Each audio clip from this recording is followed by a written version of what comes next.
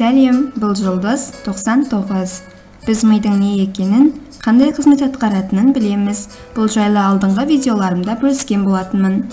Тек қай мезетте қандай істі жасауға бейімделгеніне мән бере бермейміз. Соның салдарынан әрбір жасайтын ісіміз қиынырақ болып көрінеді, әрі тез шаршаймыз. Ал ми жұмысын толық білу өмірімізді жеңілдетуге көмектеседі. Ендеше мұқият болыңыз.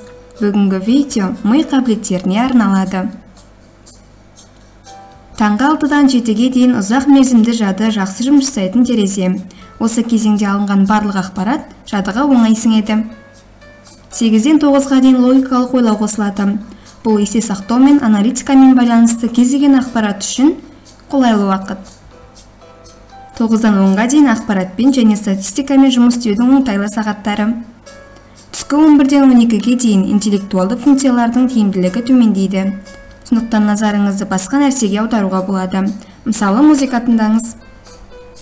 11-ден 14:00-ге дейін түскі асқа ең қолайлы уақыт. Бұл кезде тамақ жақсы қорытылады, әрі сіңіріледі. 12-ден 18:00-ге дейін белсенді жұмыс үшін тамаша уақыт. Кейінгі сағаттардағы еңбек миды ауыр жұмыс жасауға мәжбүр етеді. Мұндай шамадан тыс қиналудың алғашқы белгілері ұйықтап қалу. 21:00-ден 23:00-ге дейін ақыл мен жүйке жүйесінің ең толық тынығуы болады.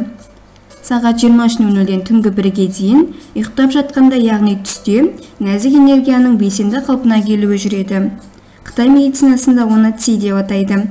Қазіргі ғылым оны жүйке жүйесі және бұлшықет күші деп атайды. Сағат 1-ден 3-ге дейін түсінде адам эмоционалды энергияны қалпына келтіреді. Ми үйлесімді жұмыс жасау үшін оның қай мезгілде қандай іске бейім екеніне назар аудара жүріңіз. Өз өміріңізді көңілдірек сүруге көмектесіңіз. Видеоңызға лайк басып, каналыма тіркеліп кетіңіз.